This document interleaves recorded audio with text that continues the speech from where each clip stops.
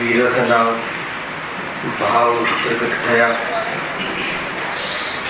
ત્યાં ગુરુદેવે એમ બતાવ્યું કે વિરહ તો રાગને થાય છે, વિરહનું દુઃખ તો રાગને થાય છે, આત્માને ક્યાંથી જોયે છે દૃષ્ટિવંત? જે પણ વિરહ સંબંધી દુઃખ થયું એ તો રાગને થાય છે, આત્માને ક્યાં થાય છે? એવી ગજબની આત્મસન્મુખતાની પદ્ધતિ વર્તમાન કાળમાં બતાવી. વિદેહ ચિત્રથી વિદેહી નાથની વાત લઈ આવ્યા. કોણ છે વિદેહી નાથ? શુદ્ધાત્મા. વિદેહ ચિત્રથી વિદેહી નાથની વાત લઈ આવ્યા. સ્વયં અનુભવ કરી અને હર પરિણતિમાં પવિત્રતા પ્રાપ્ત કરી અને વાણીના દ્વારા જન જન સુધી જીવના ઉત્કર્ષ માટે પહોંચાડવા રૂપ કાર્ય થયું.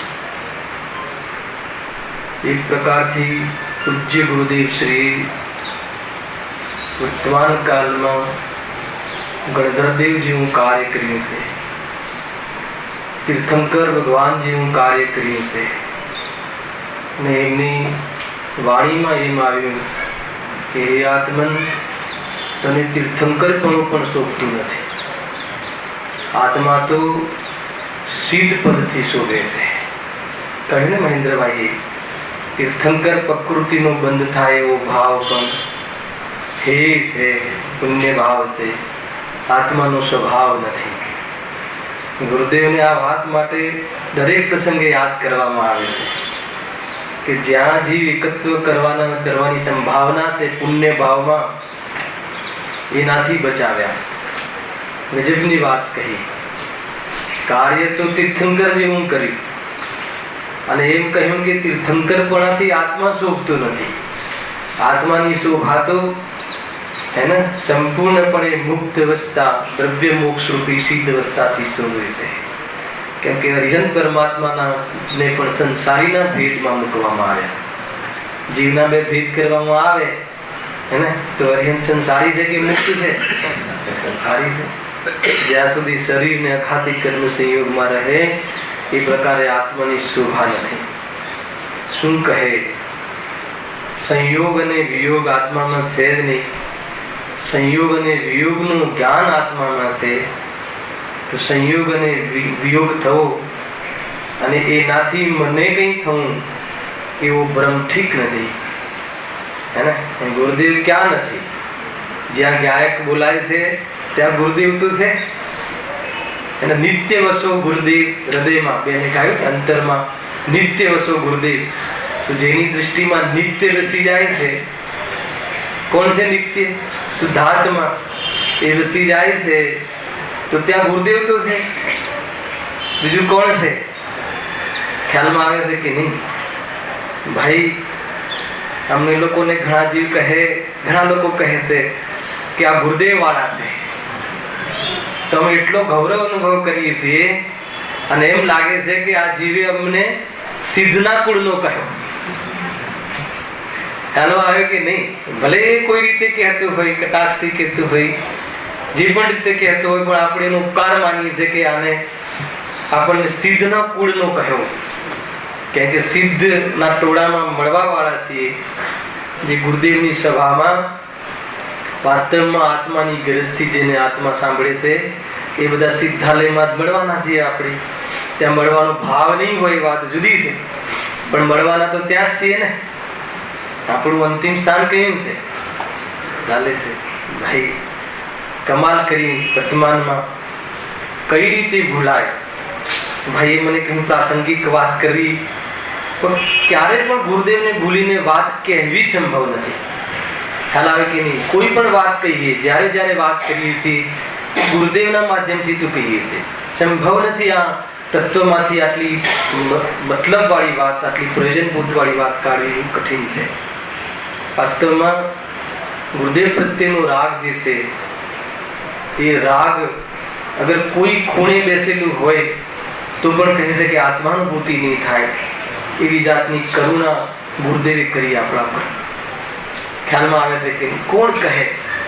નહીં તો મારા પ્રત્યે તમને વિશેષ રાગ હોય તો મને તો ગમે, પણ ગુરુદેવ પ્રત્યે રાગ હોય તો ગુરુદેવને ખ્યાલમાં આવે તો તટ ટોકે, હે ને, કે આટલો રાગ પણ ભાઈ આત્માનુભૂતિમાં બાધક છે. ગજબની વસ્તુ છે. આટલો રાગ કરવા લાયક છે, એને એટલું શલ્ય રહી જાય તો કહે છે કે આત્મા પસંદ નહીં પડે. એવા તો આપણા ગુરુ હતા. ખ્યાલ આવે કે નહીં? એ ગુરુ પણ ક્યારે પણ ભૂલાય એમ નથી. કઈ રીતે ભૂલી શકાય, હે ને? પરંતુ એ ગુરુ દક્ષિણા પ્રમાણે ગુરુ દક્ષિણા માટે કઈ વિચાર કર્યો છે કે નહીં? ખ્યાલ આવે કે નહીં? સમાધિ દિન કહ્યો. સમાધિ દિને શું યાદ કરાવ્યું? કે આત્માની શાંતિ પ્રાપ્ત દેહના વિયોગમાં પણ સંભવ છે. કેમ? કેમ કે દેહમાં રહેવાના કાલે પણ દેહ આત્મામાં નથી. તો દેહનો વિયોગ થયો છે એ તો કથન વ્યવહારનું, અને આત્માને દેહ હોય તો દેહથી રહિત થાય ને. કેવી ગજબની વાત કરી છે. આનું નામ સમાધિ દિન છે. દેહની આસક્તિ તૂટે તો ગુરુ દક્ષિણા છે. દેહની બુદ્ધિ તૂટે તો ગુરુ દક્ષિણા છે, હે ને? ગુરુદેવે જે પ્રમાણે કહ્યું એ આજ્ઞામાં રોજના મુમુક્ષુને 4-5 કલાક સ્વાધ્યાય તો હોવો જ જોઈએ. અને મોક્ષાર્થીનું મુમુક્ષુનું લક્ષણ છે, બાહ્ય લક્ષણ છે. આમાં આપણે ફિટ થઈએ છીએ કે નહીં?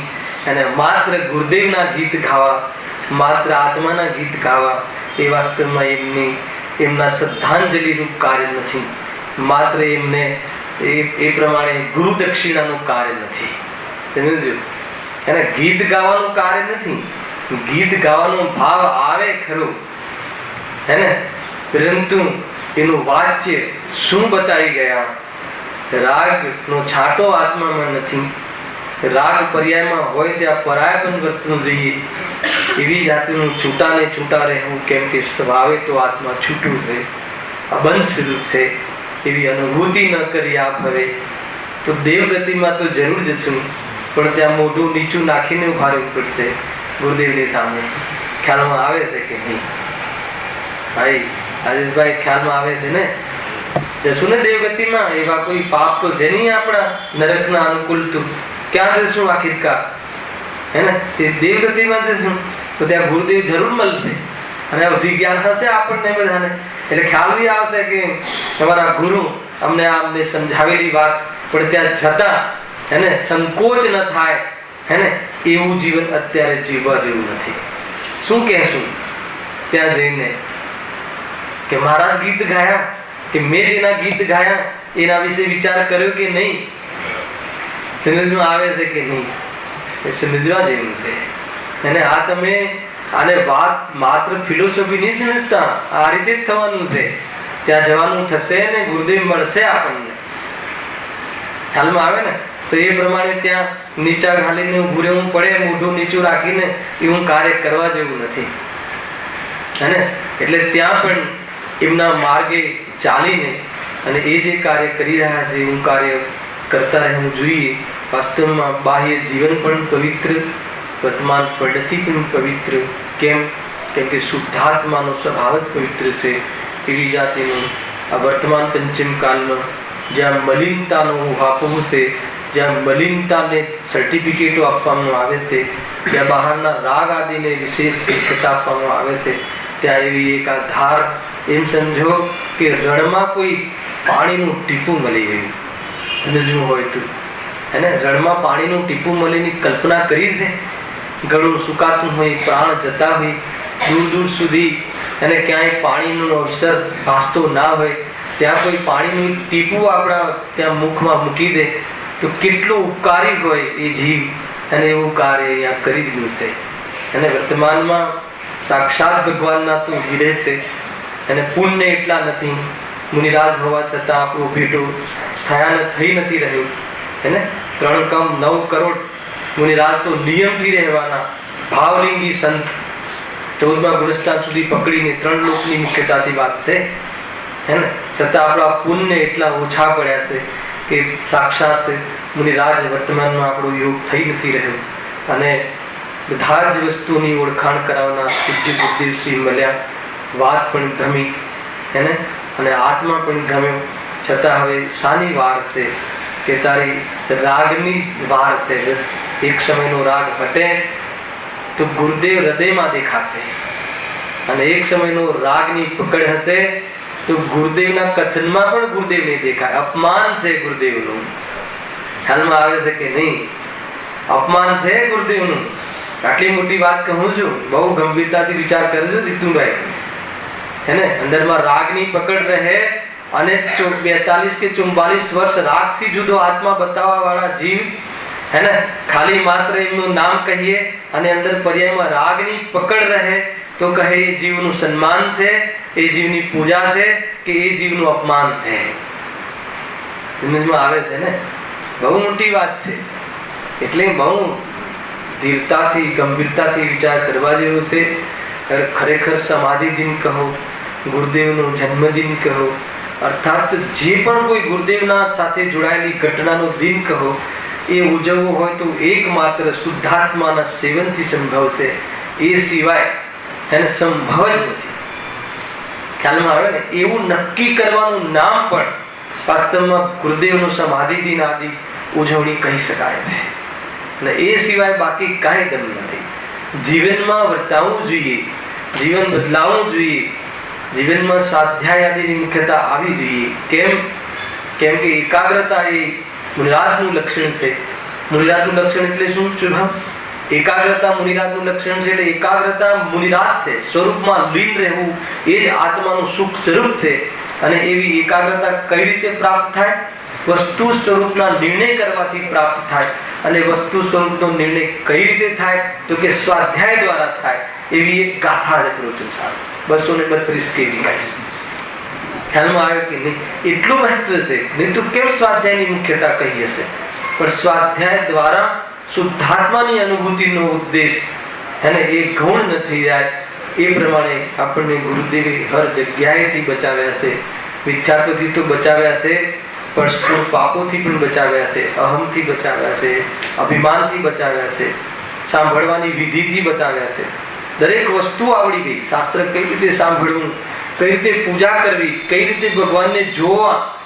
હે ને, એક બાળકને માતા એના ઘોડિયામાંથી અર્થાત એની ગોદમાંથી જે શીખવાડે, અને એવી વસ્તુ આપણને શીખવાડી છે. અને એ જીવના પ્રત્યે આપણને અહોભાવ ન આવે તો કહે છે કે તું નગુણો છે. ખ્યાલમાં આવ્યો કે નહીં?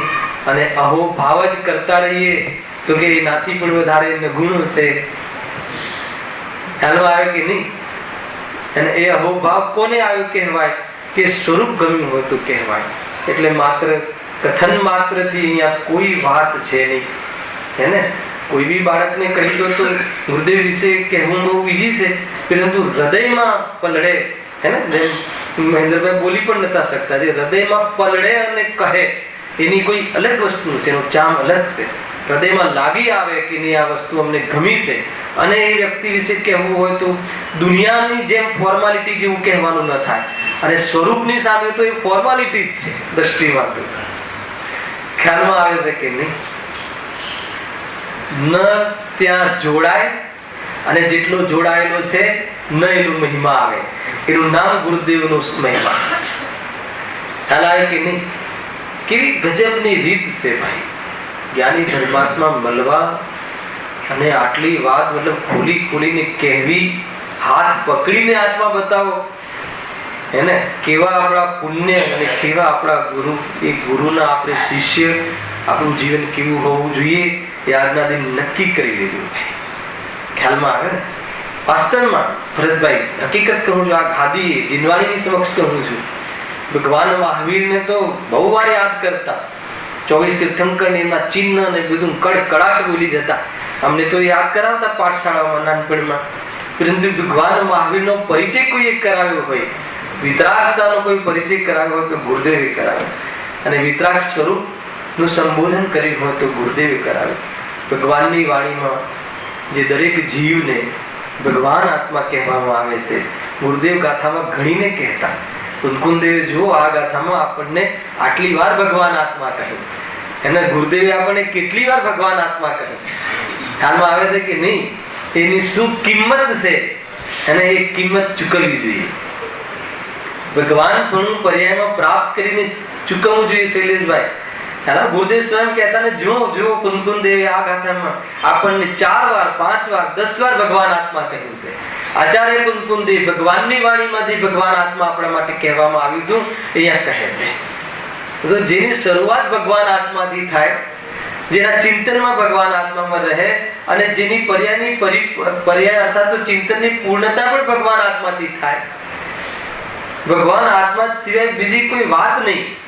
લક્ષણ છે આ, સિદ્ધ બનવાનું લક્ષણ છે. જેને ભગવાન આત્માથી જેનો સૂર્ય ઉગે દિવસનો પણ, દિનચર્યાનો પણ, અને એ જીવ નિયમથી ભગવાન બનીને રહેશે. જીવ માત્ર એને એક તલખાના કણમાં પણ જેને ભગવાન દેખાય, એને આપણે એને ગુરુદેવ તરીકે જોઈએ, સમજી લો તો પણ શું કહેવું. પેલા ભગવાન આત્મા તરીકે જોઈએ, અને જેટલો રાગ છે એ રાગ અપેક્ષા ગુરુદેવ તરીકે જોઈએ. આ જેનો મેલ છે. ખ્યાલ આવ્યો કે નહીં? કેમ કે એ જીવ માત્ર નહીં, ભગવાન આત્મા છે જોઈ નતા શકતા, અને તડકના જીવમાં ભગવાન આત્મા દેખાય, કલ્પના કરી છે. કેવી કરુણા હશે જીવના હૃદયમાં, જીવ પ્રત્યે કેવો પણ જીવ આવે. શું નથી બન્યું? બસ વર્તમાનમાં મતલબ મુનિ જેવું કામ કેમ કર્યું? ઉપસર્ગ આવે આપણે મુનિરાજ ઉપર, હે ને? સૈનિક રાજાએ સાપ નાખ્યો તો પણ શું કહ્યું? તારું અવિનાશી કલ્યાણ હો. ખ્યાલ આવે કે નહીં? અને ચેલના રાણીએ ઉપસર્ગ દૂર કરે તો પણ શું? તારું અવિનાશી કલ્યાણ હો. કોઈ ભેદ નહીં. ખ્યાલ આવે ને? પથરા પડ્યા ગુરુદેવ પર, ભૂલેલો ભગવાન છે, ભગવાન બની શકે એમ છે. એને આપણે ગુરુદેવના ગીત ગાઈએ તો પણ ગીત ગાઈને ભૂલવા જેવું નથી, ભગવાનને નહીં ભૂલતું. કેટલો ઉપકાર છે ભાઈ. દીદુભાઈ ખ્યાલમાં આવે છે? મતલબ સ્વરૂપને ભૂલીને, ભગવાનને સ્વભાવને ભૂલીને રાગને પણ નહીં જોતું. સ્વભાવને ભૂલીને રાગ જોઈશ તો કહે છે કે તારું સત્યાનાશ થઈ જશે. પર્યાયની અંદર સત્યનો અનુભવ નહીં થાય. સ્વભાવ વગર વસ્તુ ન હોય, ને સ્વભાવ વગર જીવન ના હોય. ખ્યાલ આવે કે નહીં? જીવન તો હોય પણ જીવંત જીવન ના હોય.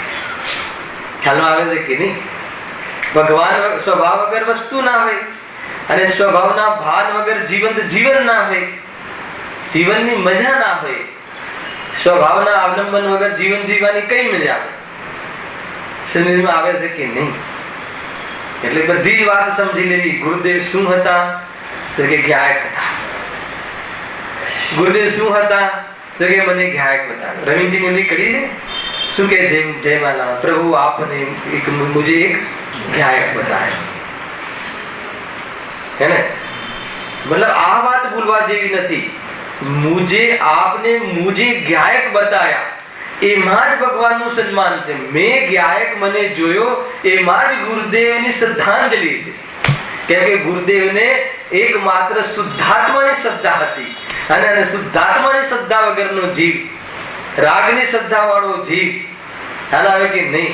એ ગુરુદેવનું સન્માન કઈ રીતે કરી શકે? શ્રદ્ધાંજલિ કઈ રીતે આપી શકે? ખ્યાલ આવ્યો કે નહીં? બરાબર સમજવા જેવું છે ભાઈ, હે ને? શું કહું? જેટલું કહું એટલું ઓછું છે.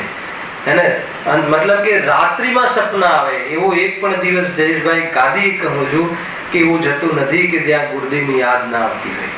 જ્યાં જ્યાં કોઈ વિશેષ તત્વનો આભાસ અર્થાત પ્રતિભાસ થાય, વિશેષ તત્વનો ખુલાસો થાય હે ને, ત્યાં તત્વની રમઝટ તો જામે, પરંતુ જ્યાં એ સંબંધીનો ઉપયોગ શિથિલ થાય ત્યાં ગુરુદેવ યાદ આવે રહે નહીં હે ને.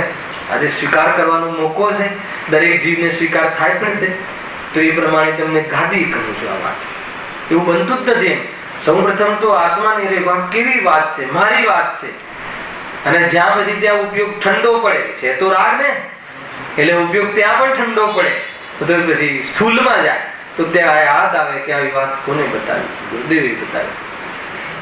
ખ્યાલ આવ્યો કે નહીં? બધી જ વસ્તુ એ પ્રમાણે ક્રમથી સમજવી. ગુરુદેવના ઉપકારમાં એટલું કહી દઉં તમને, આ કોઈ અતિરિક્ત નથી વિપિનભાઈ, કે ગુરુદેવના ઉપકારમાં અનંત તીર્થંકરોનો ઉપકાર આવી જાય,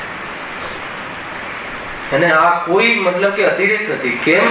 કેમ કે આપણે ભગવાન મહાવીર અર્થાત અત્યારે શિવેન્દ્ર ભગવાન વિરાજમાન છે, એમના સમોષણમાં બેઠા હોઈએ તો આ જ વાત કરી જે ગુરુદેવે કરી હે ને. અને આપણને ગુરુદેવે તો એવી જગ્યાએ આવીને કરી કે જ્યાં આપણા ઠેકાણા પડવાના અવસર નતા, તો આપણા માટે તો કેટલું મહાન કાર્ય કર્યું છે. પરંતુ આત્માનો મહિમા પ્રથમ આવવો જોઈએ હે ને. ગજબનું આ મતલબ કે બેલેન્સ છે. અને હું હંમેશા કહું છું, બેલેન્સ થી વિચાર કરજો. માની લો કે આત્મા પ્રાપ્ત કરાવવા વાળા જે નિમિત્તો છે, શુદ્ધાત્માની ઓળખાણ કરાવવા વાળા નિમિત્તો છે, એનાથી વધારે મહિમા અગર સંસારિક પ્રયોજનમાં નિમિત્ત બનવા વાળા જીવોનો આવે, કોઈ દ્વેષ કરવાની વાત નથી, એના કરતા વધારે મહિમા આવે તો કહે છે કે તારો અનંત સંસાર ઉભો છે. અને સાંભળો, હજી અલ્પ વિરામ છે હે ને. શુદ્ધાત્મા કરતા એને શુદ્ધાત્મા બતાવવા વાળા વિતરાગીઓનો, અનંત તીર્થંકરોનો, ગુરુદેવનો શુદ્ધાત્મા કરતા મહિમા વધારે આવે તો કહે કે તારો અનંત સંસાર ઉભો છે. સમજમાં આવે છે કે નહીં? ક્રમ કેમ કે ગુરુદેવનો મહિમા શું કામ આવે? એ શુદ્ધાત્મા બતાવે છે એટલે મહિમા આવે. તો શુદ્ધાત્માનો મહિમા ન આવે અને માત્ર ગુરુદેવનો મહિમા આવે તો અમે કઈ રીતે કહી શકીએ કે તને ગુરુદેવનો મહિમા છે? સમજમાં આવે છે કે નહીં? શુદ્ધાત્માનો મહિમા એટલે જીનવાણીનો મહિમા. શુદ્ધાત્માનો મહિમા એટલે જીનવાણીમાં કહેલા એક સિદ્ધાંતોનો મહિમા, કે જે સિદ્ધાંતોને ભણવાથી, જે સિદ્ધાંતોને અનુભવ કરવાથી પર્યાસિદ્ધપણે પ્રાપ્ત થઈ જાય છે. ખ્યાલમાં આવ્યો કે નહીં? ગજબની વસ્તુ છે ભાઈ. એક એક કથન એમના, એક એક કથન પ્રમાણ કથન છે. અને ક્યાંય મતલબ કે વર્તમાન કાળમાં મારી દ્રષ્ટિમાં તો મને ક્યાંય આવી પ્રમાણિકતા વિશેષ રૂપથી કંઈ જોવા મળી હોય તો એક માત્ર અહીંયા ગુરુદેવના માધ્યમથી સ્વાધ્યાયમાં મળી છે. ખેર વાત તો એમ છે એને કે મારું એટલું ભાગ્ય નથી રહ્યું કે મને ગુરુદેવના સમયમાં જીવન તો હતું પણ રુચિ હતી નહીં, એટલે કોઈ એવો સ્વાધ્યાયનો લાભ તો લીધો નહીં હે ને. પરંતુ એમના ગયા પછી પણ ગુરુદેવનો કોઈ લાભ લીધો હોય તો એ લાભ લેવામાં મેં કાંઈ બાકી નથી રાખ્યું. ખ્યાલ આવ્યો કે નહીં? ગુરુદેવના પ્રવચનો ડે બાય ડે, એમના કહેલા વચનો, 5 પરમાગમનો કમસે કમ આજના દિવસે નિયમ કરવો જોઈએ કે ગુરુદેવના માધ્યમથી કહેલા 5 પરમાગમોના અભ્યાસ. એને હું આગળ ઊંચી નહીં કરાવવાની, કેટલા લોકોએ કર્યા છે એમ નહીં, પરંતુ જીવન બહુ થોડું છે. નિમેશભાઈ દ્વારા કેસેટો કરવામાં આવી, એમાં ગણિત ગણો તો એટલા દિવસો આપણા હશે કે નહીં? દિવસનું એક પ્રવચન ગણીએ તો પણ. ખ્યાલ આવ્યો કે નહીં? તો કમસે કમ જીવન જેટલું રહે ત્યાં સુધી એમને કહેલી દિવ્ય વાણી દ્વારા આત્માનો લાભ લેવા જેવું છે. 5 પરમાગમ ના કન્સેપ્ટ જ્યાં સુધી એનો અભ્યાસ પૂરો ના હોય ત્યાં સુધી કન્સેપ્ટ ક્લિયર થશે જ નહીં હે ને. માન લો કે દ્રવ્યાનું યુગમાં સમયસાર વાંચી લીધું તો મુનિરાજની ભાવના પ્રમાણે નિયમસાર પણ વાંચવું જોઈએ, વસ્તુ સ્વરૂપ માટે પ્રવચનસાર વાંચવું જોઈએ, ચરણાનું યોગ માટે અષ્ટપાઉલ વાંચવું જોઈએ. તો બધા જે 5 પરમાગમ છે એ પરમાગમનું બેલેન્સ જ્ઞાન શ્રોતાને હોવું જોઈએ. ક્યાં આવ્યું? આ શ્રોતાના સ્વરૂપની ચર્ચા હે ને. આપણે ચાલે છે ને ભાઈ, કોઈ બી રીતે ભૂલવા જેવું નથી. ગુરુદેવને ભૂલ્યો તો શુદ્ધાત્માને ભૂલ્યો, શુદ્ધાત્માને ભૂલ્યો તો ગુરુદેવને ભૂલ્યો, બે એક જ છે. આટલી અભેદતા બતાવું છું છતાં ગુરુદેવ પ્રત્યે આવેલો રાગ એનો શુદ્ધાત્મામાં નિષેધ છે, શુદ્ધાત્મામાં એનો અભાવ છે. ખ્યાલ આવે છે કે નહીં? બરાબર બેલેન્સ થી જીવન જીવવા જેવું છે. ટૂંકમાં એટલું કહેવું છે કે હવે આત્મ કલ્યાણ કરવાની પરિપક્વતા આપણા બધાની થઈ ગઈ છે, હે ને? હલકી વાત આપણે શું કામ કરીએ, હે ને? આપણે ઊંચા, આપણો સ્વભાવ ઊંચો, આપણી પરિણતિમાં પ્રગટ થવા વાળો જે ફળ ઊંચો, તો પછી એની વાત પણ ઊંચી. બરાબર છે કે નહીં? પરિપક્વતા થઈ ગઈ છે ભાઈ. એવું નથી કે આપણે આત્મા છીએ ને, તો આત્મા તો પરમાત્મા બની શકે છે, એટલું જ તો સમજવાનું હતું આખા જીવન દરમિયાન. આત્મા પરમાત્મા જ બની શકે છે. ખ્યાલ આવે કે નહીં? આત્મા તો પરમાત્મા બની શકે છે. બે વાર ખ્યાલમાં આવે છે કે નહીં? આત્મા બીજું કઈ બની શકતું નથી, પરમાત્મા બની શકે છે એમાં. અને આત્મા પરમાત્મા બની શકે છે, એનો પુરુષાર્થ કરવો જોઈએ. બસ એટલી વાત તો છે. એ રીતે સમજવું જોઈએ. હવે આપણે જે ગ્રંથ ચાલે છે, કેટલું લેવું છે ભાઈ? શ્રોતાના સ્વરૂપની ચર્ચા ચાલે છે, હે ને? આના ઉપર ગુરુદેવના પ્રવચન થયેલા છે. સમજો ભાઈ, જે વિશેષ રુચિવાન છે અને જેને આત્મકલ્યાણ બી કરવું છે, એ આ જે સ્વાધ્યાય ચાલે છે આપણે એના પહેલા ગુરુદેવનું પ્રવચન વાંચીને આવે, હે ને? ભલે મારો એકનો એક ટોપિક કેટલી વાર બી ચાલતો હોય, પણ જ્યારે બી અહીંયા આવું છું ત્યારે એ પ્રવચન વાંચીને આવું છું. નિયમ છે, સમજી લો. એમ સમજો તો પણ, હે ને? દરેક પાસે ગ્રંથો છે, હે ને? અમારા ઘણા મતલબ મુમુક્ષુના ભાવ મહેન્દ્રભાઈ ઘરે જે ને મતલબ હાથ પકડીને આપી દીધું છે, આ ગ્રંથ લઈ આવો. એનાથી વધારે શું મતલબ અનુકૂળતા હોય? ટુડેલમલજીને પૂછો કે એ ગ્રંથની પ્રાપ્તિ કરવા શું ભોગ આપ્યા છે. એ ગ્રંથ બીજેથી લાવવો હોય તો 6 મહિના માણસો જાય લેવા, એમાંથી 2-3 તો પાછા ના આવે કે પેલા એવું જીવન હતું. અને આપણને ઘરે આવીને મતલબ કે ગ્રંથ આપી જાય છે જીવો, એવું એટલું તો આપણું પુણ્ય થયું છે. એને એટલા માટે કહું છું કે આ સ્વાધ્યાય જે બી આપણો ટોપિક અહીંયા મારા પ્રવચન દરમિયાન નહીં, ગુરુદેવના પ્રવચન દરમિયાન કે કોઈ વિદ્વાન અહીંયા જે આપણે પ્રસંગોમાં આવે છે અને એના દરમિયાન એ જે કહે છે એ બરાબર છે કે નહીં, અર્થાત તો એ કહે છે એ પ્રમાણે આપણે વિશેષ ખુલાસા માટે પણ વાંચીને આવવું જોઈએ, હે ને? અને એટલું પ્રમાણિક તમારે બોધ કરવો હોય તો ગુરુદેવના પ્રવચન સિવાય કોઈ આધાર નથી. ખ્યાલ આવે કે નહીં? એટલે તમે વાંચીને આવવું જોઈએ. એનાથી કન્સેપ્ટ ખ્યાલ આવે છે, એનાથી વિવક્ષા અપેક્ષા ખ્યાલ આવે છે. જો કોઈ અપેક્ષા જો એમાં બદલાઈ ગઈ તો સિદ્ધાંત આખો બદલાઈ જશે તમારી દ્રષ્ટિમાં, અને વસ્તુ સ્વરૂપ તો બદલાતું નથી, એટલે જીવ દુઃખી થઈ જાય. જીતુભાઈ ખ્યાલમાં આવે છે કે નહીં? એટલે વિશેષ સ્વાધ્યાય હોવો જોઈએ. અરે જે આપણે લૌકિક પરીક્ષાઓ પાસ કરીએ છીએ તો કેટલી જગ્યાએ ક્લાસ રખાઈએ, હે ને? અહીંયા આ ક્લાસ નહીં, ઓલા ક્લાસ નહીં, સ્પેશિયલ ક્લાસ નહીં, પછી આ નવનીતની ગાઈડ ને પછી આ ગાઈડ ને કેટલી જાતની પ્રવૃત્તિ કરીએ છીએ, તો પણ ટકા આવે તો એ શું ને ના આવે તો એ શું? ખ્યાલ આવે કે નહીં? આવી જાય તો પણ શું? ખ્યાલ આવે કે નહીં?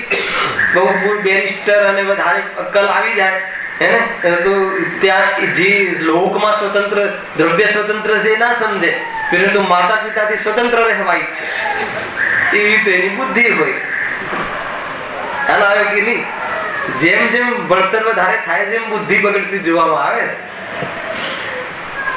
ખ્યાલ આવે કે નહીં? દ્રવ્ય સ્વતંત્ર છે એ રીતે તો મુનિપણે થઈ જાય તો પણ વિરોધ નથી. અને જ્યાં રાગ રહે છે ત્યાં કેવી પ્રકારનો રાગમાં પણ વિવેક હોય છે જ્ઞાની ધર્માત્માઓને, એ બહુ મુખ્ય વાત છે. બધું બેલેન્સ સમજવું જોઈએ ભાઈ.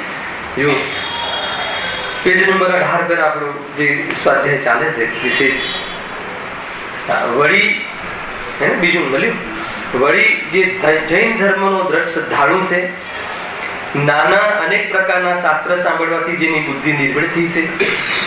અહીંયા પણ એ જ વાત છે. કોની ચર્ચા છે? કે જે જીન વચન સાંભળવા આવે છે, જેની પરિપક્વતા થઈ ગઈ છે, ભલી હોનહાર પણ હવે વિશેષ પાકી ગઈ છે, જેની એફડીની મુદત પાકી ગઈ છે. ખ્યાલ આવે કે નહીં? મતલબ કે કેટલા સમયથી સ્વાધ્યાય કરીએ છીએ આપણે, તો એની હવે મુદત પાકે કે ના પાકે, એનું ફળ આવે કે ના આવે, એ હજીની વાત છે, સમ્યક સન્મુખ મિથ્યાનિષ્ઠની વાત છે. હવે આત્મ સન્મુખ થવાની યોગ્યતા વિશેષ આકાર લઈ રહી છે. એવા શ્રોતાની વાત છે. એવા શ્રોતાનું કેવું સ્વરૂપ હોય છે, એની સ્વાધ્યાયમાં કેવી વિશેષતા હોય છે, તો કહે છે કે એ જૈન ધર્મનો, વિતરાગ ધર્મનો સાચા સુખનો દ્રઢ શ્રદ્ધાળુ હોય છે.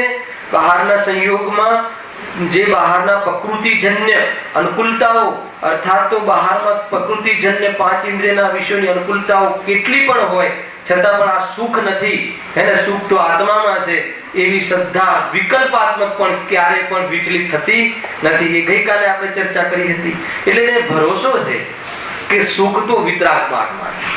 બસ એટલો ભરોસો છે. એ નક્કી કરી પછી જેની અનેક પ્રકારના શાસ્ત્ર સાંભળવાથી જેની બુદ્ધિ નિર્મળ થઈ છે, એની કાલે બહુ વ્યાખ્યા કરી હતી. અને ચારે અનુયોગ સંબંધી અને એની ઉપયોગિતા ભાષિત થાય છે. ચારે અનુયોગમાં કોઈ ભેદ કરતો નથી. કોઈ એક અનુયોગમાં સ્પેશિયલાઇઝેશન હોય, વસ્તુ જુદી છે, પણ દરેક અનુયોગની ઉપયોગિતા છે. વિતરાગતામાં નિમિત્ત પડે છે. એવી રીતે એ પૂરી જીનવાણી પ્રત્યે વાસ્તવમાં એને એવો અહોભાવ હોય છે. આગળ વ્યવહાર નિશ્ચય આદિનું સ્વરૂપ યથાર્થપણે જાણી સાંભળેલા અર્થને યથાવત નિશ્ચય જાણી અવધારે છે. અહીંયા કાલે આપણે આવ્યા હતા. શું કહે છે? શ્રોતાની વાત છે. વ્યવહાર અને નિશ્ચયનું સ્વરૂપ યથાર્થપણે જાણે છે. અને આ તો વક્તાને સમજવું જોઈએ કે શ્રોતાને પણ સમજવું જોઈએ. અને વ્યવહાર અને નિશ્ચયનું સ્વરૂપ યથાર્થપણે જાણીને સાંભળે છે. એને બરાબર ખબર છે કે આ વ્યવહારનું કથન છે, આ નિશ્ચયનું કથન છે. કેમ કે કાલે કહ્યું હતું ને કે આત્માને ક્યારેક તો બી શરીર આત્માનું છે, એ પણ વ્યવહારનું કથન છે. શરીરને આત્માનું કહેવું, શરીરને મનુષ્ય કહેવું, શરીરને અર્થાત આત્માને શરીર વાળો કહેવું, આત્માને પંચેન્દ્રિય કહેવું, આત્માને મનુષ્ય કહેવું, એ વ્યવહારનું કથન છે. હવે ઘડીમાં કહે કે વ્રત, શીલ, સંયમ, તપ આદિ ભાવ, એને એ બધા ભાવને વ્યવહાર કહેવો. પછી ઘડીમાં કહે કે આત્માને દર્શન વાળો, જ્ઞાન વાળો, ચારિત્ર વાળો, એને ગુણ ભેદથી કહેવું, એ વ્યવહાર કથન છે. ખ્યાલમાં આવે છે કે નહીં? ઘણી વાર કહે કેવલ જ્ઞાનની પર્યાય વ્યવહાર છે. તો પછી વ્યવહાર છે ક્યાં? તો કે આ વ્યવહારનું કથન એટલે શું? કે આત્માના સંયોગમાં શરીરનું આવવું એ વ્યવહાર નથી. આત્માના સંયોગમાં શરીર આવતા કોઈ વિશેષ પ્રયોજનથી આત્માને પણ દેહ વાળો કહેવું એ વ્યવહાર છે. આત્માના સંયોગમાં શરીર તો વાસ્તવમાં આવ્યું છે, પણ વિશેષ પ્રયોજન શું છે? કે શરીર આવ્યું હોવા છતાં આત્મા દેહ વાળો થઈ જતો નથી. અને એ બતાવવા માટે બે ભિન્ન વસ્તુઓને એક કહી અને બે ભિન્ન છે એનું યથાર્થ જ્ઞાન કહેવું. બે ભિન્ન છે ને એક પછી શું કામ કહો છો? કેમ કે બે ભિન્ન છે એ દૂધ અને પાણીની જેમ મળેલા થયા છે ને. આત્માને શરીર નથી મળ્યું એવું ક્યાં છે? શરીર મળ્યું છે, પરંતુ એ સમજાવવા પાછળનું પ્રયોજન શું છે? ખ્યાલ આવે કે નહીં? કે એને મળ્યું છે પણ એ થયું નથી. એક તો એ બોધ કરાવવો છે. બીજું શું છે? કે આપણો પાંચ ઇન્દ્રિયના જ્ઞાનમાં બોધ તો શરીરનો થાય છે, અને કોઈ આત્માને શરીર હોતું નથી એમ માની અને કીડી મકોડાના જે શરીર દેખાય છે એમાં આત્મા છે માને જ નહીં. કેમ કે એના જ્ઞાનનો વિષય તો શરીર બને છે, અને એમ સાંભળે કે આત્માને શરીર છે જ નહીં, એકાંતે એમ માની લે. જે અપેક્ષાએ છે અપેક્ષાએ પણ ન માને તો એવા જે કીડી મકોડાને મસરી નાખે અને એમ સમજે કે આમાં તો આત્મા છે ને. તો કે એ શરીરમાં પણ ત્યાં આત્મા રહે છે. એટલે એવી જાતિની પવિત્રતા માટે પણ એ બોધ કરાવવામાં આવે અનેક વિશિષ્ટ પ્રયોજનથી. જીનવાણીમાં વ્યવહારના વચન પણ નિશ્ચયને બતાવવા માટે કહ્યા છે. મૂળ વાત એ છે હે ને, વ્યવહારના વચનનો નિષેધ ક્યાં કરવાનો છે? વ્યવહારના વચનનો નિષેધ કરવાનો છે કે વ્યવહાર જે પ્રમાણે બતાવે છે એમ નથી એ રીતે નિષેધ કરવાનો છે. એમ પરમાર્થથી નથી, પણ વર્તમાનમાં એવી સિચ્યુએશન તો થઈ છે એ રીતે વ્યવહારની વાત બતાવી. તેથી આત્મામાં ગુણ ભેદ શું કામ કર્યો છે? અને આત્મા જ્ઞાન વાળો છે, દર્શન વાળો છે, એ વ્યવહાર કઈ રીતે? તો આત્મામાં ભેદ છે કે નહીં? આત્મામાં જો જ્ઞાન દર્શન આદિ ભેદ ન માનીએ તો આત્માની અનંતતા સિદ્ધ થતી નથી. અને આત્માને સર્વથા ભેદ રૂપ માનીએ તો આત્મા પકડમાં આવતું નથી. એવો ભેદ નથી કે એક ગુણ અહીંયા મળે ને એક ગુણ અહીંયા મળે ને એક ગુણ અહીંયા મળે. આપણે માનીએ છીએ કે નથી માનતા? માનીએ છીએ. બોલો સુખ ક્યાંથી મળે? આઈસ્ક્રીમ માંથી મળે કે ના મળે? એ કહે એ તો નહીં, આઈસ્ક્રીમ માં સુખ લાગે છે નથી લાગતું? ત્યાં સુધી એક સુખ બુદ્ધિમાં આવે ત્યાં સુધી સુખ લાગે. મતલબ કે આપણે આપણું સુખ ક્યાંથી માનીએ છીએ? પરમાંથી. અને સુખ ક્યાં હોય છે? તો આપણે આપણા ગુણોનું શું કરી નાખ્યું? ખનખંડપણું. તો પણ વસ્તુમાં ગુણોનું ખનખંડપણું થતું નથી. તો કેમ બતાવવામાં આવે છે? ભેદ કરીને. શું કામ બતાવવામાં આવે છે? ભેદ કરીને વસ્તુનું સામર્થ્ય બતાવવા માટે આવે છે.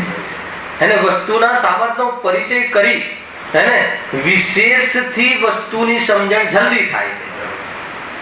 પરંતુ એ સમજવાનો અભિપ્રાય ભૂલી જઈ અને રાગ હોવાના કારણે વિશેષમાં ઉલજી જાય તો કહે છે કે આત્મા હાથમાં નથી આવતું. એટલું મતલબ કે બહુ ધ્યાન રાખવા જેવી વસ્તુ છે. પછી કેવલ જ્ઞાનની પર્યાય વ્યવહાર કેમ છે? કેવલ જ્ઞાનની પર્યાય સ્વભાવ પર્યાય છે કે વિભાવ પર્યાય છે? સ્વભાવ પર્યાય છે, પૂર્ણ પર્યાય છે. નિયમસારમાં કહ્યું ને, સમ્યકમાંથી શુદ્ધ જ્ઞાનની પર્યાય વિભાવ પર્યાય છે. પૂર્ણતાની સામે મૂકીએ તો અને દ્રવ્યની સામે મૂકીએ તો કેવલ જ્ઞાનની પર્યાય પણ વિશેષ ભાવ હોવાથી વિભાવ કહેવામાં આવે છે. પરંતુ વિશેષ જે સ્વભાવ આત્મા અને સર્વને જાણવાનો સ્વભાવ પ્રગટ થઈ ગયો એ પર્યાય સ્વભાવ પર્યાય છે. તો પછી એ વ્યવહાર કઈ રીતે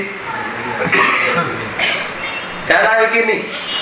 આત્મા અનાદિ અનંત છે અને કેવલ જ્ઞાનની પર્યાય સાદી અનંત કાલ વાળી છે. અને એક સમયની પર્યાય જેવડો હું નથી એટલા માટે વ્યવહાર છે. પરંતુ એના પ્રદેશો કઈ ભિન્ન હોય અને કેવલ જ્ઞાન એટલે કઈ લોકાલોકને વ્યવહારથી જાણે એવી વાત નથી. જાણવું તો સ્વભાવથી જ છે ને પૂર્ણને જાણે પણ છે, પણ લોકાલોકથી બતાવવું પડે એનું નામ વ્યવહાર. કઈ રીતે બતાવું કેવલ જ્ઞાનને? વ્યવહારને નિશ્ચય કોઈ વસ્તુનું નામ નથી. વ્યવહારને નિશ્ચય કોઈ પરિણતિનું નામ નથી, નિરૂપણનું નામ છે. જે વસ્તુ જેની છે એની કહેવી એ નિશ્ચય અને જે વસ્તુ જેની નથી એના દ્વારા એ વસ્તુનો બોધ કરાવો એનું નામ વ્યવહાર. ખ્યાલ આવે છે કે નહીં? તો આ એક શૈલી છે સમજવાની. કઈ રીતે સમજાવવું? કે કેવલ જ્ઞાનને સમજાવવું હોય તો કઈ રીતે સમજાવવું રાજેશભાઈ? સ્વરૂપમાં ડૂબી જવાથી અને સંપૂર્ણ મોહનો નાશ થઈ અને કેવલ જ્ઞાન પ્રગટ થઈ જાય. હવે કેવલ જ્ઞાન પેલાને બોધ થતો નથી એટલે એને સમજાવવામાં આવે છે કે જે લોકાલોક ચરાચર પદાર્થો છે એની ત્રણેય કાળની પર્યાયો જે જ્ઞાનમાં એક સમયની જ્ઞાનની પર્યાયમાં ઝલકે એને કેવલ જ્ઞાન કહે છે. કેમ કે આપણને બોધ છે ને, આ મારામાં ઝલકે છે તો આપણને બોધ છે ને. અને આની ભૂતકાળની પર્યાય, આનો મતલબ કે પૂતગલનો પિંડ હતો, આ લોખંડનો ગઠ્ઠો હતો, આની પૂર્વની પર્યાય હે ને, અને આ વર્તમાન પર્યાય, અને આની પછીની પર્યાય પણ તૂટફૂટ થઈને શું થવાની છે? પાછી પરમાણુ રૂપ થવાની છે. તો આની એક પદાર્થની ભૂત ભવિષ્ય વર્તમાનની પર્યાયનો બોધ થાય તો એવા અનંત પદાર્થોની એને ભૂત ભવિષ્ય વર્તમાનની પર્યાયનો બોધ થવાનો સ્વભાવ કોનો છે? મારો છે. તો આના દ્વારા સ્વભાવને બતાવવાની મજબૂરીનું નામ વ્યવહાર. હાલાવે કે નહીં? બતાવવું પડે તો આ રીતે બતાવવું પડે. કઈ રીતે બતાવે? હે ને, મુનિરાજ વિતરાગી છે, કઈ રીતે બતાવે? દશરથભાઈ મુનિરાજ વિતરાગી છે, કઈ રીતે બતાવો? હે ને, નગ્ન છે, પીછી કમંડલ સિવાય અન્ય કોઈ પદાર્થ રાખવાનો ભાવ નથી, પીછી કમંડલ પર પણ અધિકાર જમાવતા નથી. હે ને, કોઈ સસલું ઉઠાવીને લઈ જાય તો એની પાછળ ભાગતા નથી, કેમ કે એમને અધિકારનો ભાવ નથી. આ રીતે બતાવવામાં આવે છે. હે ને, કોઈ જગ્યાએ બેઠા હોય અને કોઈ જગ્યાએ બેઠા હોય ને કહે મારી જગ્યા છે તો ઉભા થઈને જતા રહે છે. એક જગ્યા પર અધિકાર જમાવતા નથી. તો કઈ રીતે? હવે ખાલી આપણે બહારની એક પ્રવૃત્તિ કરીએ પણ અંદરમાં એ સંબંધી ભાવનો અભાવ ના થયો હોય તો વિતરાગતા ના કહેવાય. પણ બહારથી વિતરાગતા તો દેખાતી નથી, અમૂર્તિક છે, વેદનમાં આવે. આત્માની પર્યાય છે, આત્મા અમૂર્તિક છે, પર્યાય અમૂર્તિક છે, પાંચ ઇન્દ્રિયનો વિષય બનતો નથી. હવે એને કઈ રીતે બતાવું કે આ વ્યક્તિમાં વિતરાગતા છે? તો બહાર અંદરમાં આવી વિતરાગતા હોય તો બહારમાં વસ્ત્રનો ટુકડો પણ હોતો નથી. ખ્યાલમાં આવ્યો કે નહીં? હવે વસ્ત્રનો ટુકડો ન રાખીને તમે વિતરાગતાનો પ્રયાસ કરો તો વ્યવહારાભાસી મિથ્યા દ્રષ્ટિ. ખ્યાલમાં આવ્યો કે નહીં? ખ્યાલમાં આવે છે ને? બહુ મોટા ચેપ્ટર છે, આપણે લેશું એ 7મા અધિકારમાં તો એટલે સમજવા જેવું છે ભાઈ. ગજબની વસ્તુ છે. કેટલી કેટલી બધી વાત આપણને અહીંયા અનેક વિવક્ષાઓથી સમજાવવામાં આવે છે. તમારે કયો 308 બોલ ચાલ્યો ને, 3 વખત તો સાંભળ્યું તમે. શું કહ્યું હતું એમાં? એના પહેલા હતું ને દ્રવ્ય ગુણ પર્યાય. આ લોકનું તત્વ છે, આ લોકનું તત્વ છે ને. એમાં શું અર્થ કાઢ્યો? અનિલભાઈ તમે 3 દિવસ સાંભળ્યું છે, નક્કી વાત છે, તમે રેગ્યુલર છે ને. તો કહ્યું કે ભાઈ દ્રવ્ય ગુણ પર્યાય અને એ લોકનું તત્વ છે. એનો અર્થ એ છે કે લોકમાં દ્રવ્ય ગુણ પર્યાય સિવાય બીજું કશું નથી. એનો અર્થ એ નીકળે. એને મેં 2 લીટી સાંભળી હતી કાલે હતી, આજે જ ચલાવ્યું. હા, ખ્યાલ આવે કે નહીં કે ભાઈ આ આત્મા અર્થાત તો જે દ્રવ્ય ગુણ પર્યાય શું છે? લોકનું, લોકમાં જે પણ કંઈ દેખાય છે એ દ્રવ્ય ગુણ પર્યાય છે. એનો અર્થ એટલું બધું છે. આ શું છે? દ્રવ્ય ગુણ પર્યાય લીધું ને. આ પદાર્થ છે અને એ પદાર્થમાં દ્રવ્ય છે અને દ્રવ્ય ગુણાત્મક હોય છે અને દ્રવ્યની ગુણોની પર્યાય થાય છે. કેટલી વાર લીધું હતું? 32 પ્રવચન કર્યા હતા આ લીટી ઉપર. ભાઈ જયેશભાઈ તમે સાંભળ્યા હતા પૂરા. આ કયું છે? આ પદાર્થ છે. વર્તમાન કોઈ પર્યાય વિશેષથી કોઈ વસ્તુનો બોધ કરાવે એને પદાર્થ કહેવામાં આવે છે. 3 કાળની પર્યાયો સહિત વસ્તુને જોવામાં આવે એ દ્રવ્ય કહેવામાં આવે છે. પણ વર્તમાનમાં માઇક એટલે પદ શબ્દ હે ને. એ માઇકમાં કોણ બિરાજમાન છે? તો જે વસ્તુ બિરાજમાન છે વિશિષ્ટ પર્યાય સહિત એને પદાર્થ કહેવામાં આવે છે. એ પદાર્થમાં શું છે? દ્રવ્યો છે. આ પદાર્થમાં અનેક દ્રવ્યો છે અને અનેક દ્રવ્યો છે શું છે? ગુણાત્મક છે. અને દ્રવ્યોની અને ગુણોની પર્યાય થાય છે. એ દ્રવ્યોની આ પર્યાય કોણે રચી? દાતાએ દાન આપ્યું એટલે બની કે પછી આ પ્રેસમાં દબાવીને બની કે ટર્નિંગ કરીને લેથ પર બની? તો કે નહીં, એ દ્રવ્ય છે. દ્રવ્ય ગુણાત્મક છે એટલે દ્રવ્યોની પર્યાય થાય છે. સમાન જાતિ દ્રવ્ય પર્યાય. અને એ દ્રવ્યોમાં ગુણો છે. તો આ એનો કલર, અહીંયાની કઠિનતા, એ અનેક પ્રકારના જે પરિણમન થાય છે એ ગુણોની પર્યાય છે. હવે એમાં હું અભિમાન કરું અને પાછું એક શબ્દ એમાં કહેતો ખાસ કાલ અપેક્ષિત પ્રવાહ, એના પ્રવાહના ક્રમમાં આવેલી આ પર્યાય છે. એટલે હમણાં કરી, મેં કરી, હું લાવ્યો, એ બધું અહંકાર ગજબનું વિજ્ઞાન છે. એ બહુ જબરજસ્ત બોલ લીધો હતો તમે. પછી એમાં શું કહ્યું કે દરેક દ્રવ્ય પોતાના ગુણોને છોડ્યા વગર, એમાં હતું હવે પોતાના ગુણોને છોડ્યા વગર સ્વતંત્રપણે પરિણમન કરે છે. ગુણોને છોડ્યા વગર એટલે ગુણને છોડ્યા વગર એમ નથી, પોતા એ ગુણોમાં રહીને, એ શબ્દ હતો. હા, દરેક દ્રવ્ય પોતાના ગુણોમાં રહીને દરેક પરિણમન સ્વતંત્ર, અર્થાત પરિણમન સ્વતંત્ર કરે છે. ગુણોમાં રહીને એટલે શું અર્થ કાઢશો? ગુણોમાં રહીને એટલે કે પોતાના સ્વભાવનો ત્યાગ કર્યા વગર. કેમ? કેમ કે દ્રવ્ય કોને કહે છે? ગુણોના સમૂહને દ્રવ્ય કહે છે. ગુણની બહાર દ્રવ્યની કલ્પના નથી અને દ્રવ્ય ગુણ વગર ખાલી ઢોલ જેવું હોતું નથી. હેલાવે કે નહીં? તો એટલે એ શું કહેવું છે કે પોતાનો સ્વભાવ છોડ્યા વગર. એમાં બહુ મોટો ઉપદેશ છે. અને મને રાગ આવ્યો, મેં મનુષ્યપણાનું લક્ષ્ય કર્યું, મેં દેહને મારો માન્યો. આ બધી પર્યાયો છે, ખોટી પર્યાયો જીવની. એ માન્યું પર્યાય એ વખતે પણ દ્રવ્ય ક્યારે પણ દેહ રૂપે ને રાગ રૂપે થતો નથી. કેમ કે પરિણમન વખતે પણ પોતાના ગુણોમાં રહીને પરિણમે છે. પોતાના ગુણોમાં રહીને સ્વતંત્ર રૂપે પરિણમે છે. હા, અહીંયા પરિણમન લેવું છે. અહીંયા જે મતલબ કે સ્વભાવગત પરિણમનમાં પરિણમન સ્વભાવ છે આત્માનો, દ્રવ્યનો, એ લેવું છે. દ્રવ્યના લક્ષણ શું? ઉત્પાદ દ્રવ્ય એ આત્માનું દ્રવ્ય તરીકે લક્ષણ અને જ્ઞાન એ આત્માનું જીવ તરીકે લક્ષણ. ખ્યાલ અંતર ખ્યાલ આવે તમને? અહીંયા એક પેલા લક્ષણની દ્રવ્ય તરીકેના લક્ષણની વાત ચાલે છે. અહીંયા રાગ રૂપે પરિણમે એને આત્મા કહેવાય કે જ્ઞાન રૂપે પરિણમે એને આત્મા કહેવાય? તો કે જ્ઞાન રૂપે પરિણમે આત્મા કહેવાય એ બીજી વિવક્ષા છે. એ આત્માની વિવક્ષા, અહીંયા દ્રવ્યની વિવક્ષા છે. ખ્યાલ આવે તમને? એટલે અહીંયા રાગ રૂપે પરિણમે છે ને, પણ કઈ રીતે પરિણમે છે કે પોતાની ચૈતન્યતા છોડ્યા વગર. આત્મા મનુષ્યપણે પરિણમે છે કે નથી પરિણમતો? કે પરિણમે છે, પણ પોતાની ચૈતન્યતા છોડ્યા વગર પરિણમે છે. એ પૂરું લેજો. નહીં, આ તો પરિણમતો હશે, ના પરિણમે. એને તો કે તને આ વિવક્ષાઓ ખ્યાલ નથી. પરિણમે છે, આ દેખાય છે ને આત્મા મનુષ્ય પ્રમાણે નથી પરિણમે, અને મનુષ્યના રાગ પણ નથી પરિણમે, પણ પૂરી વાત નથી. પૂરી વાત એ છે કે પોતાના સ્વભાવને છોડ્યા વગર પરિણમ્યું છે, પોતાના દ્રવ્ય ક્ષેત્ર કાળને છોડ્યા વગર સંયોગમાં ઉત્પન્ન થયું છે, અને પોતાના સ્વરૂપમાંથી જ્ઞાન સ્વભાવને છોડ્યા વગર, એને દેખ્યા વગર એ આ મારું કરે છે, પણ સ્વભાવ છૂટતો નથી. ખ્યાલમાં આવે છે કે નહીં? કેટલી મોટી વાત થઈ ગઈ. નિશ્ચિંત થઈ ગયા ને, અરે અનંત કાળથી રાગ કર્યો છે તો પણ હું રાગ રૂપે પ્રભુ નથી થયો? ના, નથી થયું. એક બી ગુણ રાગ રૂપે નથી થયો કે નથી થયું. પછી આગળ શું છે કે દરેક દ્રવ્ય પર્યાયને પહોંચે છે, દરેક દ્રવ્ય પોતાની પર્યાયને કરે છે. એટલું નથી કહ્યું, આગળ કહ્યું કે દરેક પર્યાય દ્રવ્યને પહોંચે છે. એટલે પર્યાય દ્રવ્યને કરે છે. શું કરે છે પર્યાય દ્રવ્યને? દરેક પર્યાય દ્રવ્યને પ્રસિદ્ધ કરે છે. પૂરો બોલ આ રીતે છે. ગુરુદેવે તો બહુ વિસ્તારથી લીધું હશે, પણ એનું જે ફંડામેન્ટલ છે ને આ છે. હવે તમે ફરીથી પ્રવચન સાંભળજો, તમને ક્લેરિટી આવી જશે. ખ્યાલમાં આવ્યું કે નહીં? શું કેવું થાય છે કે દ્રવ્ય પર્યાયને પહોંચે છે એટલે શું? હવે આ કઈ વ્યાખ્યા આવી? ગુણ પર્યાય દ્રવ્ય. ગુણોના સમૂહને દ્રવ્ય કહે છે, એમાં સાયલેન્ટ પણ પર્યાય આવી જાય.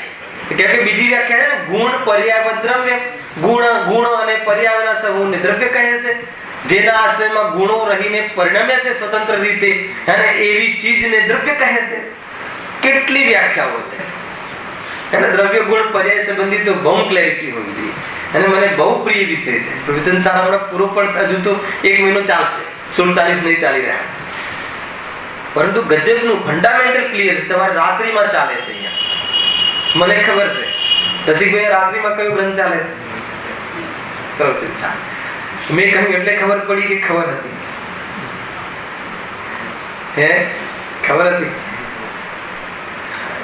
રાત્રિમાં પ્રવચન સાર ગ્રંથ ચાલે છે એટલી ખબર પાડવા માટે મેં પૂછ્યું, કહ્યું રાત્રિમાં પ્રવચન સાર ચાલે છે એ સાંભળવું જોઈએ એટલા માટે કહ્યું. અને એ સાના આધારે કહ્યું? એને લાભ બતાવવો પડે ને.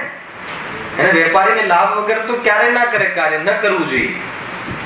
બતાવે કે આટલી સુંદર વાતો પ્રવચન સારમાં આવે છે, અને આનાથી આપણા ભાવના જે ખોટી માન્યતાઓ છે, ખોટા આપણે જે લાકડા નાખ્યા છે, તૂટી શકે. દ્રવ્ય પર્યાયને પહોંચે છે. આખું પેકેજ આવ્યું ને. હવે પેલી લીટી લગાવો કે દ્રવ્ય ગુણ પર્યાય એ લોકનું તત્વ છે. લોકમાં દ્રવ્ય ગુણ પર્યાય સિવાય બીજું કાંઈ નથી. હું ક્યાયક છું એ વાત બી એક છે, હું દ્રવ્ય ગુણ પર્યાય પણ એક દ્રવ્ય છું એ વાત પણ એક જ છે. બ્રહ્માંડ એટલે લોક, બ્રહ્માંડ એટલે વિશ્વ, લોક. દ્રવ્ય ગુણ પર્યાય લોકનું તત્વ કહો, બ્રહ્માંડ કહો, લોક કહો. અને બ્રહ્માંડ કોને કહે છે? છ દ્રવ્યના સમૂહને વિશ્વ કહે છે. છ દ્રવ્ય સ્વતંત્ર રીતે જ્યાં જોવામાં આવે, જ્યાં મળે ત્યાં દ્રવ્ય વિશ્વ કહે છે. એમ કહેવાથી શું લાભ થાય? વિશ્વ કોઈ બનાવ્યું નથી, તરત જ આપણે લાભ શોધો. છ દ્રવ્યનો સમૂહ એટલે જ્યાં છ દ્રવ્ય સ્વતંત્ર રીતે પોતાના દ્રવ્ય ગુણ પર્યાય પડે, પોતાની પર્યાયને પહોંચે, પર્યાય દ્રવ્યને પહોંચે, એ રીતે જે રહે છે એને એ એરિયાને, એ ક્ષેત્રને લોક કહે છે. એટલે લોકમાં રહેલા બધા દ્રવ્ય કેવા છે? ઈશ્વર છે, મહાન છે, કોઈને કોઈની અપેક્ષા નથી, બ્રહ્મચારી છે. દ્રવ્ય એને નિરપેક્ષ છે. લોકની ભાવવાસના પણ આ રીતે છે. લોકમાં છ દ્રવ્ય એ રીતે રહે છે, અને આપણે એના સ્વરૂપથી વિરુદ્ધ વિચાર કરીએ છીએ. આ મારું દ્રવ્ય, આ તારું દ્રવ્ય, આ આનું દ્રવ્ય, આ ખરાબ દ્રવ્ય, આ પેલું દ્રવ્ય. તો સંપૂર્ણ જગતથી જુદા ચિંતન કર્યા ને, તો વિપરીત ચિંતન કર્યું તો વિપરીત ચિંતનનું ફળ શું છે? આકુલતા છે. કેમ કે એ પ્રમાણે થાય ને. કેટલા કલાક રેતીને દળીએ તો એમાંથી તેલ નીકળે. શું આપણે સિંગને મિક્સચરમાં 2 મિનિટ રાખીએ તો તેલ નીકળી જાય, અને આપણે રેતીને 4 કલાક વધારે દળીએ તો પછી એટલું 4 ગણું તેલ નીકળવું જોઈએ ને. હા, નીકળે જ કેમ? તો બીજાનો આત્મા કરી શકે જ કેમ? કેમ ના કરી શકે? ગુરુદેવે કહ્યું છે એટલે. આ ગુરુદેવનો ઉપકાર થયો. કેમ? કેમ કે છ દ્રવ્ય હે ને અમારો જે છે ને બેન છે નહીં, ગુરુદેવનો ઉપકાર તો ખરો જ, પણ ખરો જ ક્યારે?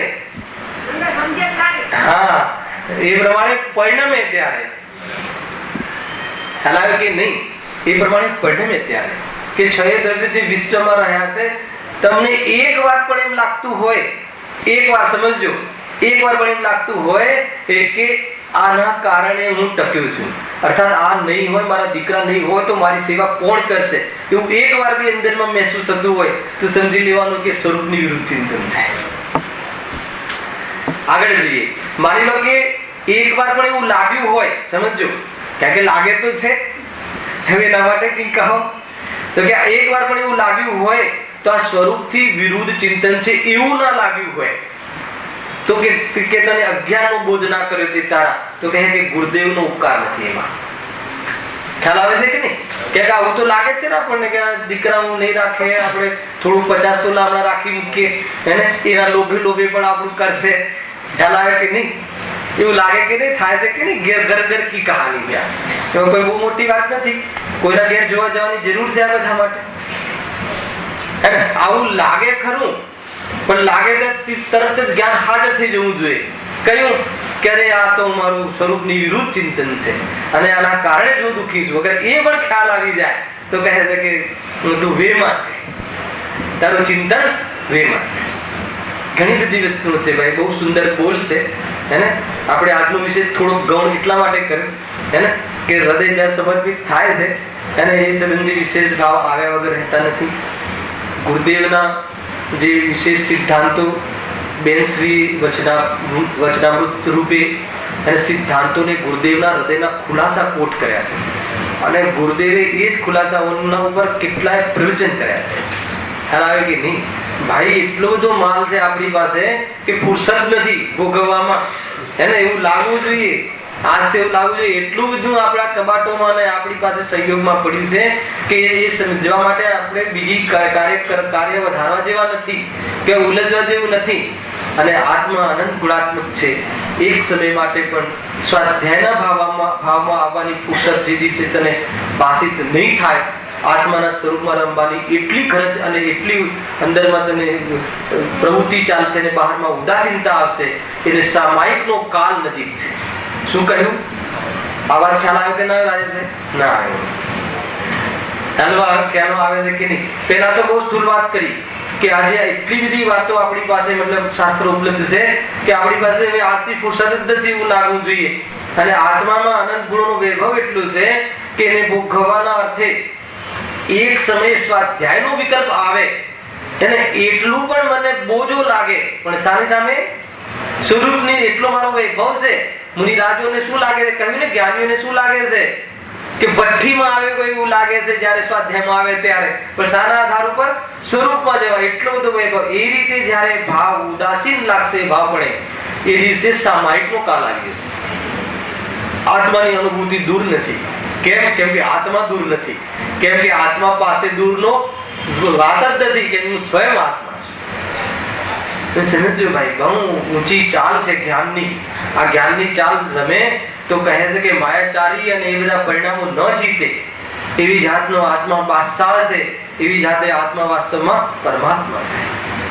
ભગવાન છો અને ભગવાન થાવ, એને એ ગુરુદેવનો નારો છે ભાઈ. ભગવાન થાવ પછી કહે છે, પેલા કહે ભગવાન છો. ભગવાન છો એમ નક્કી કરવું, એનું નામ જ ભગવાન થાવ.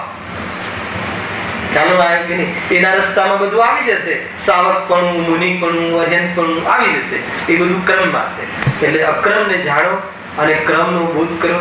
કોઈ જગ્યાએ ક્યાંય બી અટકવા જેવું નથી. એવું આપણા ગુરુવરોનું, એવું આપણા ગુરુનું આપણા માટે વાસ્તવમાં આહવાન છે. અને એ પ્રમાણે આપણું ચિંતન, વિચાર અને એ પ્રમાણેનું આપણું પરિણમન થઈ જાય એવી પરમ ભાવનાથી આપણું પ્રવચન પૂર્ણ કરીએ છીએ. સહજાન